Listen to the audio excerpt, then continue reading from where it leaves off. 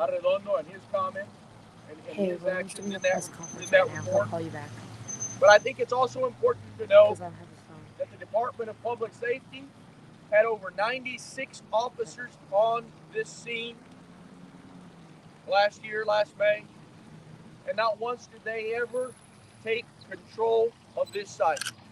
And they knew better. They had the equipment and the means to breach those routes. Indeed, there's not a whole lot in this report that we don't already know and that you haven't already broken to the public. Not a whole lot. But I think that in the final conclusion, I think the only solace that we can take from it is that it's finally in black and white in writing for all of us to see. The report, like I said, I want to let the Justice Department do its work, but it's replete with chapters on faulty communication, miscommunication post incident, miscommunication from the Department of Public Safety, miscommunication to the parents. I think it is replete with information about the the lack of trauma care that was sorely lacking. You'll know that I sued the state of Texas, and after that lawsuit, I ended up signing a non-disclosure agreement. I've seen 400 hours of body cam footage. I've seen images of children being dragged out by their limbs into a hallway. I'm not a trauma care surgeon. I'm not a doctor. I don't know if that's the way you're supposed to do things. But it was abundant to me and my staff that something went wrong in the post-incident piece as well. Somehow a teacher was left to die in an ambulance for 45 minutes because they couldn't move that ambulance. Helicopters that stayed in the airport a mile and a half away didn't come on and land to that school to take those souls out of there that did have a pulse, 4 of which died on the way to the hospital. The biggest conclusion that we can all take is something we've already known for the last year and a half or more. And that's the Department of Public Safety should have known better. Its failed leadership and its infrastructure failed this community and failed rural Texas. The local police failed this community. And more importantly, as the Justice Department tells us, in that document that is sealed by them, it tells us that there was a complete and utter lack of urgency when it came to taking care of these children and to understanding that this was an active shooter situation. So I'll open it up for any questions that you might have. Like I said, document. I've read portions of it this morning. I was briefed by them briefly last night. I'm not here to rain on their parade, but this isn't about who gets a kudos for anything. This is about finding justice for families. And heretofore, they haven't gotten any. There's no justice for these families. By the way, there's not an amount of money that's going to bring their kids back. But sadly, in all of this gross negligence that occurred on May 24th here in Uvalde, Texas, all of these agencies are covered by something called governmental immunity. So for me, the message that I can send to a governor and a state legislature that did nothing for 5 months and 4 special sessions to help this community and these families, did absolutely nothing, is go back in the next legislative session. Give these parents permission to sue the state of Texas for their gross failure, their gross negligence that occurred. That's what I'll keep fighting for, so that these families can have some kind of justice at that courthouse across the street, so that they can have some kind of solace that their children didn't die in vain. And then secondarily, we need to change the policies in this country on gun violence and access to guns, because nowhere should an 18-year-old be able to access an AR-15, go in and buy hundreds of rounds of ammunition on the next day, and on the third day pick up his AR-15 that he bought on the internet at the same small gun shop in the same small town, and nobody even thought that that was a significant event. So I thank you for coming out. We've been at this now for a long time, you and I, and the public. I'll continue to talk about this until the day I die. Never did I ever think that I would see dead children in a classroom. These angels die like we train them to die. In their active shooter drills that they they have. They live with a kind of anxiety, our children, that we never had to deal with. They shut the lights down. They closed the blinds. There was nowhere to hide, so they huddled together. They died in 2 piles on top of each other in that second classroom. 2 teachers trying to shield their kids and safeguard them. 1 teacher dead, 1 barely living. We've got to learn from what happened in Uvalde, Texas. It's my hope that at least this report tells the entire world that we need to have some real change. Something in Spanish, sure. So, la tragedia que sucedió el 24 de mayo fue algo muy horrible. Y gracias a Dios, ni siquiera hoy tenemos, en ese reporte que usted tiene en sus manos, tenemos ya en concreto conclusiones y recomendaciones. Y las conclusiones fueron simples. Que todos los policías ese día fallaron a esos niños, fallaron al público, fallaron a los padres de esos niños en comunicaciones y fallaron principalmente porque hubo ninguna urgencia para parar ese tiroteo. Y eso es lo que dice la conclusión más grande de ese reporte. Yo he visto todos estos videos y he visto policías decir que hay una AR-15. Ambos policías diciendo y quejándose de eso. Y uno diciendo que no quería morir. I need to say this in English. The largest refrain from the audio that I've seen, the 400 hours of audio and body cam footage that I've seen, was from cops. There's an AR-15 in there. There's an AR-15. We've got to be careful. There's an assault rifle.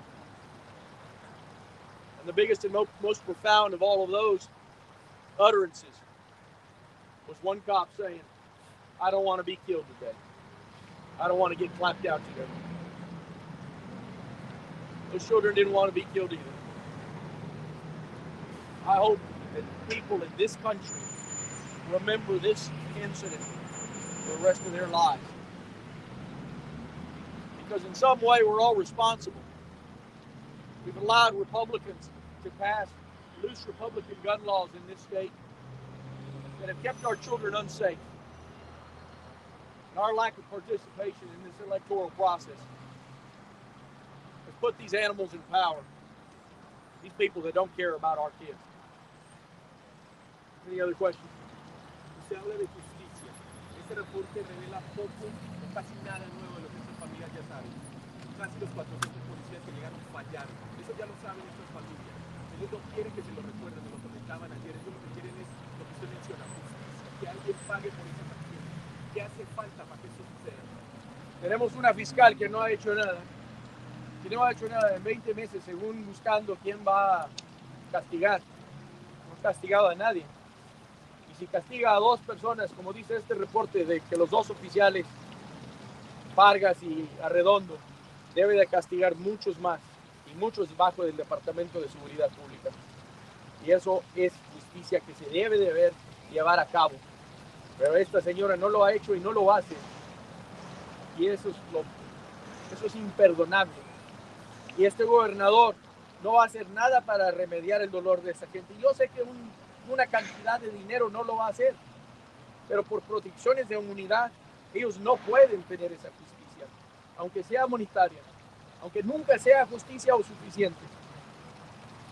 Estos republicanos que controlan este estado quebrado, roto, no van a hacer nada para este público. Esto es la matanza de nuestros niños hispanos. He asked me, where's the justice in all of this?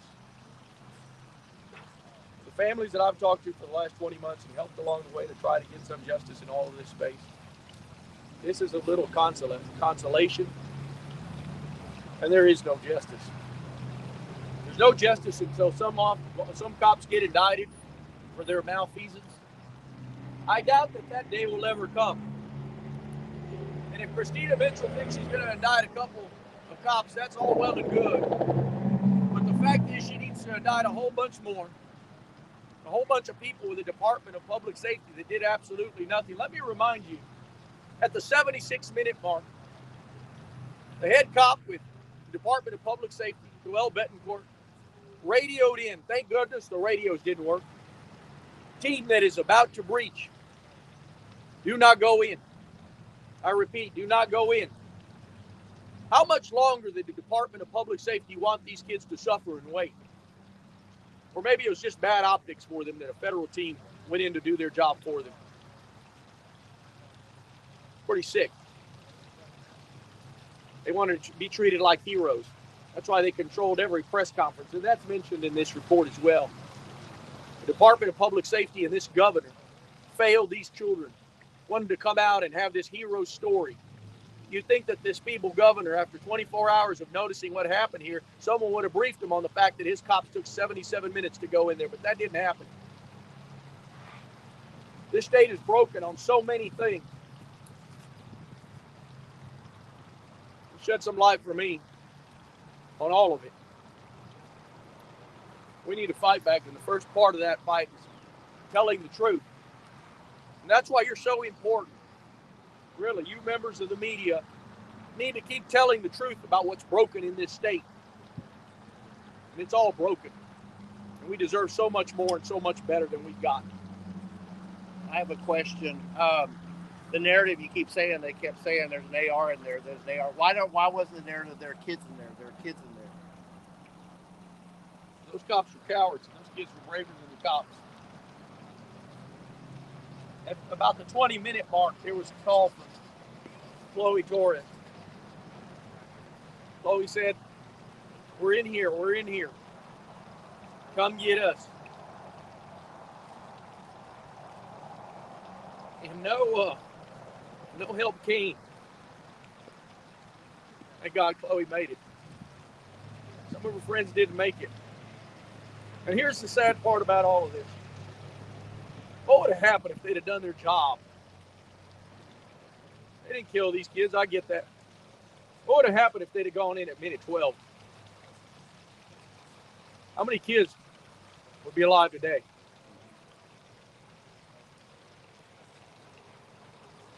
They all need to explain themselves to us.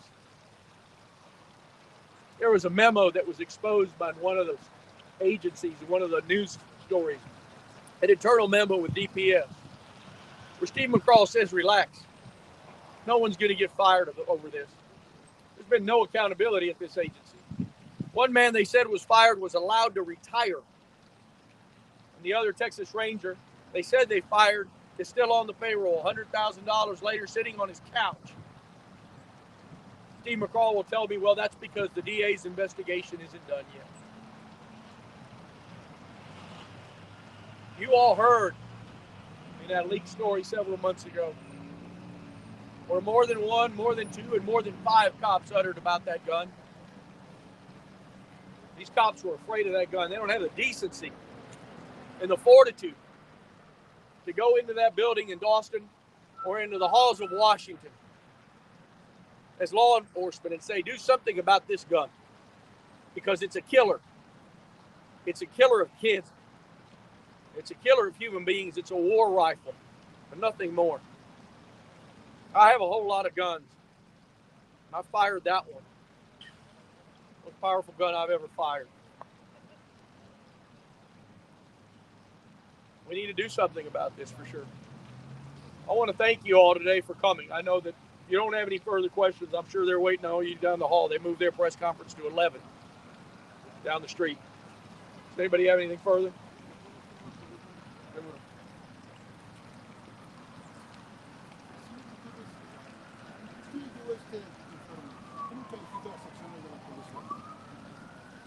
Es una gran negligencia lo que sucedió.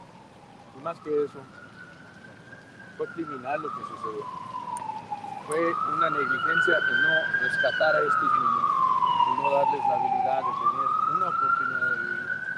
Estos tiroteos resultan a través de todos los Estados Unidos, se acaban en los 12 minutos. 77 minutos pasaron porque estos policías fueron cobardes. Usted leyó este informe completo, vio video.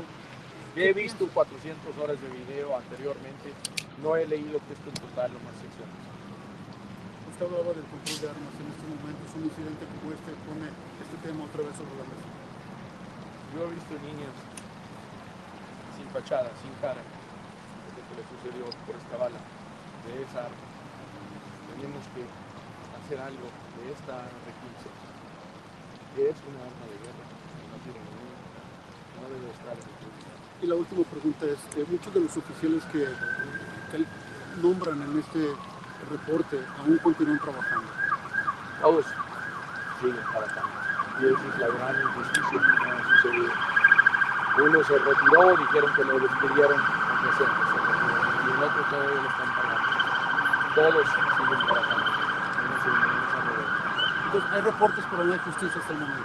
Ahorita estos amigos no han recibido ninguna justicia. Muchas gracias, Rogelio. Thank you all so much. I appreciate it. Thank you all.